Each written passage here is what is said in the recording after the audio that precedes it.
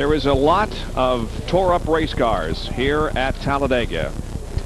An accident on the backstretch has eliminated about, well, as close as we can, yeah, about 14 or so race cars. 21 have made it back to pit road and are under a red flag condition, but others are being dragged off the race car on the back of wreckers. Let's go to Jerry Punch.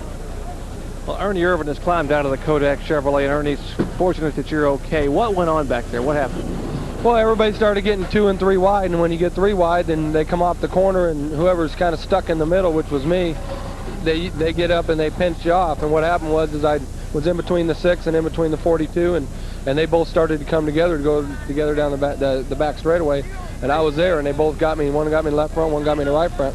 Turned both them sideways, and just all spinning. Do you have any control of the car at all with the plate? Is there any throttle response? Do you have a chance of getting the car back when that happens at these speeds? Well, you know, no matter what, you know, if it had plate or an open motor right then, I don't think it would make any difference as far as gathering the car back up. But, you know, the plate doesn't necessarily get us in those big bunches. It's everybody trying to lead a lap or get towards the front. And, you know, the best place to be is in the front because that's where the less action is as far as wrecks. And that's where we were trying to stay all day. But you just couldn't get the guys to stay in line. Tough break. Ernie Irvin has climbed out of his car. They're going to work on the car and try to get him in. Meanwhile, they continue to pull more and more cars. They just pulled the Rusty Wallace car by us. What is left of the Citgo Ford with Dale Jarrett's car comes by on the flatbed truck. It is destroyed in the front and side. A tough break. And for a driver who had a wild ride, Mark Martin is standing by with John Kernan. Mark has just come from the infield care center, and Mark looks okay, but it was a wild ride out there, I'm sure. Yeah, it was. I closed my eyes. I really don't like getting upside down, and I was fixing to. I'm just glad we didn't. The thing came back down on its wheels, but it was awful far up in the air. Felt like it anyway. One of them deals. When something like that happens, does it seem like it happens in slow motion? Because I've heard some of you guys say that. I don't have any great descriptions right now for it. You know, we're going to try to get the Folgers Thunderbird back in and you know, collect some points. I don't know. It felt awful bad, but the car doesn't look as bad as it felt, so I don't know. It's a disappointment. That accident shouldn't have happened, but it did. Did you see what caused it? I felt it. I felt what caused it. I didn't see it. Well, it kind of reminds me of talking about Mark getting up in the air and getting around. Davey Allison rolled his car at Daytona a few years ago, and they were able to continue. So they will go to work on the Folgers Ford. Now let's go back across the garage area to Jerry Punch. The latest car to come back here was Rusty Wallace's Pontiac, and Rusty, pretty heavy damage on the car. How bad's it hurt? Well, it's not bad as you think it really is. The left front corner, the nose is ripped off it. Other than that, the whole running gear, the engine, everything's right there. We're just going to try to put a front half of a nose on the left-hand side, which I think we can get done pretty expedient. But I'll tell you, I was lucky to get through what I got through because it was a bad deal back there. I guess the 42 and the 4 got together, and everybody's driving pretty anxious. These cars run so close with these restrictor plates, there's no room for error. There was a lot of tight action on the pits in the first pit stop. You had trouble even getting into your pit position. No, I really messed up. It was my fault. I came down pit road, and we were running so slow with the new roll, and I'm just staying behind each other, and I drove right past my pits, and it was all my fault. But I got back up to the front, but there's nothing I can really do with all that spinning and flying they're doing in front of me there. Well, Rusty to go back over with the car, Jimmy Maycar and the crew trying to get the car fixed. They are working here in the garage. A lot of torn up race cars. Let's check in with John Kernan, who's standing by with Derek Cope. Derek, you see it all happen in front of you, and you saw Mark get up in the air. Well, that's true. You know, I was bringing the Pure Letter Chevrolet down the back straightaway, and we were all tucked up in a tight draft, and somebody got together right up there, and I couldn't really tell who it was, but Mark Martin got up in the air, and I had to pull down to try and avoid hitting a bunch of cars, and you know, by that time I was either hit Martin or I think Chad and Kyle, or else go out towards the water, so I moved out a little bit, and from that point on we got tore up. Just not enough patience among some of the drivers. A lot of 3 and 4 breast racing out there. Well, like I say, I didn't see it, but from what the guys were saying, that, you know, there's a few impatient people up front, and, you know, they just tried to move into a spot where there's no spot, and, you know, it's very tight quarters out there right now. You're going to try and work on your car. Do you know what the extent of the damage is? Yeah, I looked at it when I got out of the car, and the back quarter panel's pushed in, the rear end's probably bent a little bit, and the front nose is pulled across, but I think we can get it taped up and fixed, and my guy's going to work hard to get that Pure Letter Chevrolet back out there. Derek, who had one of the quick running cars in practice over the weekend, is out of it for the time being. As you said, are a lot of other cars too. You know, one of the problems is that car has come to rest down there in a whole bunch of water, and it's tough to get a wrecker down in that area. Well, that's exactly what I was thinking, that that's one problem that's taking so long, is it's impossible to get a wrecker down there because they're going to get stuck. Yep. You're going to have to wrecker to get the wrecker out. take a look at it again. Right in the middle of the screen, Ernie Irving, Kyle Petty, and Mark Martin get together, make some contact, and look at all those cars behind them with nowhere to go, and watch the windshields fly out, and watch Mark Martin's car fly through the air. Wow.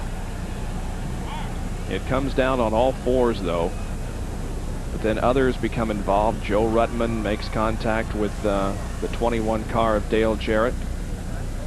There's Rick Mast. I don't know whether his car hit anything at all, but it sure went skating through that slick grass. It probably hit something later on, because it's not going to stop till it hits something in that mud. Because it seems like it picks up speed once you hit that wet grass. Hey, I'm telling you, I spun at the start-finish line here at Talladega one time in the mud. There's the one car of Rick. It's not damaged very badly. It's got a lot of mud on it. Well, he's blessed if he didn't hit anything. Yeah, he sure is. Needs a wash job. 17 cars were involved in this crash. Here it is again from Hut Strickland's car in slow motion. He's coming off the second turn down the backstretch. He bumps Lake speed, turns Lake around. Now all of a sudden there are the cars, and watch Mark Martin's car go up. Does he go? No, I don't guess he goes under the car, but we see the huge piece hit the windshield, and we see the windshield want to come out, but as we just told you, there's some straps that NASCAR mandated to hold him in. And then Hutt finally makes contact with that inside dirt bank that brought the car to a stop. Now here's Dale Jarrett's in-car camera in slow motion. We see all that piece hit the windshield in Hut Strickland's car. One reason that it didn't go through, there's a piece of Lexan or bulletproof glass. There's Rick Mast, the one car, following Davey Allison. You know, the one car stayed on the outside. Dale decided to cut left, and he found himself a hole, and he got through it, almost got through it, and then got hit right there, and that turned him right into the wall. Boy, he had clear sailing ahead of him, wasn't a car in front of him until he got bumped and then turned into the wall. Now here's the Phillips 66 in-car camera, Lake speed. What we're trying to tell you, folks, is we will not have any more in-car camera shots today. All three of them got wiped out in this wreck. He had got bumped from behind, isn't that right? Mm-hmm. And from Hut Strickland, and that turned him right into a lot of other things in front of him. So again, 17 cars involved in this crash at the end of the backstretch. Here's Jerry Punch with Dale Jarrett. Well, fortunately, Dale has had his obligatory check at the infield care center and has walked away okay. Not real happy right now, and understandably why. Dale, you nearly made it through our in-car camera, and our camera showed you just about got through that mess. Yeah, I really did. I saw it all happening, and it had been wanting to happen for about 10 laps there. And it's just restrictor plate racing. If NASCAR wants to run restrictor plates, this is just the kind of thing that's going to happen. I'm pretty upset right now. We had a good car with the Citgo Ford. It's not fair to our crews, to our sponsors, to have to do something like that out there. And all it takes is one little bobble, and unfortunately somebody got a little impatient going down the back stretch and tried to make a hole. I just about got through it, and I think it was the 75 car or someone came from the grass and clipped me and started me spinning. And what happened after that, I don't really know, but it's unfortunate. Tell everybody back home I'm fine. We just got to start being able to miss these to where we can put the Citgo Ford up front. Now, you were hanging in the top 5 or 6 throughout the early part of the race. Were you running pretty much all you could, or were you sitting back there just waiting a little bit? No, I was just kind of waiting. I didn't want to get down in the bottom and get shuffled all the way back. I didn't have enough to do that, but I could really go on the outside of the track, and just as soon as somebody gave me a little opening, I could pick up a spot at a time. And I was just sitting there trying to stay out of something like that, which I knew was going to happen eventually. One Citgo Ford totally destroyed, but Dale Jarrett is okay. Let's check in with John Kernan, who's with